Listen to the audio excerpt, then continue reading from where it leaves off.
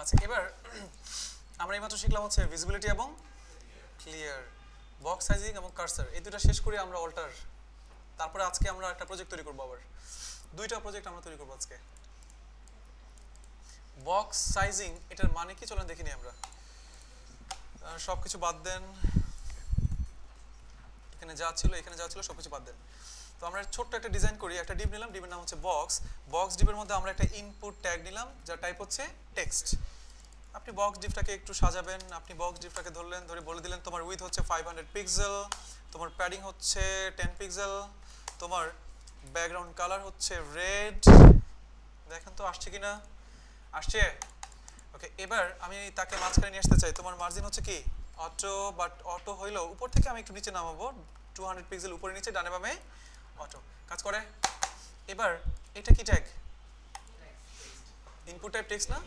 Input type text, এই input type টেক্সটটাকে আমরা এখন সুন্দর করে ডিজাইন করতে চাই, এটা হচ্ছে আমাদের একটা উদ্দেশ্য। ওকে, এবার ইনপুট টাইপ টেক্সটটাকে যদি আপনি সাইজ করতে চান তাহলে প্রথম কাজ কি আপনার ধরতে হবে? বক্স ডিভের ভিতরের কোন ট্যাগ?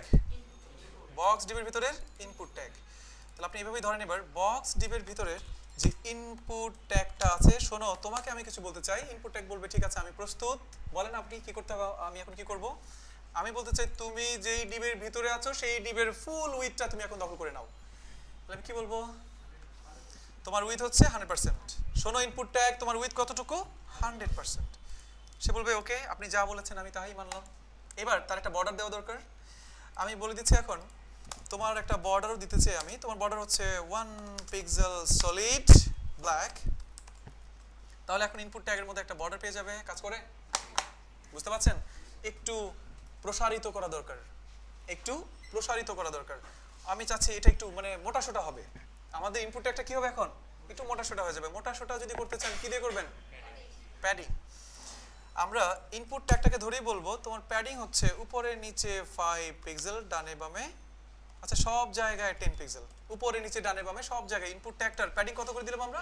10 পিক্সেল। দেখেন সুন্দর মতন কিন্তু আমার ইনপুট ট্যাগ তৈরি হয়ে গেছে। কত সুন্দর হয়েছে না? এখন একটা সার্চ বাটন লাগছে না? হ্যাঁ, এটাই প্রবলেম, এটাই এখন আমরা সলভ করব। বুঝতে পারছেন? কোন একটা ডিভের ভিতরে আমরা ইনপুট ট্যাগ নিয়ে যখন কাজ করি, যখনই প্যাডিং দেই আর মার্জিন দেই, তখনই সেই ডিভ ইনপুট ট্যাগটা সে যেই ডিভের ভিতরে আছে সেই ডিভটাকে আপনার মানে সেই ডিভ থেকে বের হয়ে সে বাইরে চলে যায়। আমার এখন ইনপুট ট্যাগকে ধরে কি বলা উচিত?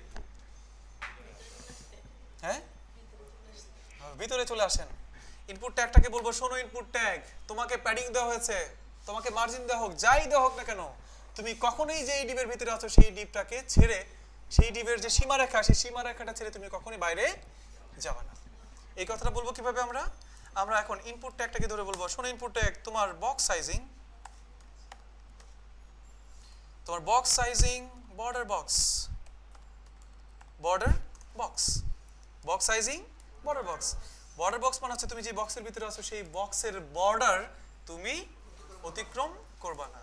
এখন দেখেন সুন্দরভাবে ভদ্র লোকের মতন সে ভিতরে চলে আসছে। এবার আপনি প্যাডিং যদি আরো বাড়াইতে চান, এখানে 100 পিক্সেল প্যাডিং দিয়ে দেন। ঠিক আছে, যতই প্যাডিং বাড়ান না কেন সে আর কখনোই কি করবে না, সে কখনোই আর এই বক্স সাইজিং বর্ডার বক্স যদি না থাকতো, যদি আপনি না ইউজ করতেন, তাহলে কি হতো? সে বড় হয়ে, বকটা বুঝতে পারছেন? কারণ প্যাডিংটা আপনার মেইন ডিভের বাইরে ক্যালকুলেট হয় না, মেইন ডিভের যে উইথ হাইট তার বাইরে তো প্যাডিং যোগ হয়, মার্জিন যোগ হয়, ঠিক না? তো বক্স সাইজিং বর্ডার বক্স এই প্রপার্টির আসলে ব্যবহারটা কোথায় আমরা করব? আমরা কি বুঝতে পারছি সবাই? হ্যাঁ,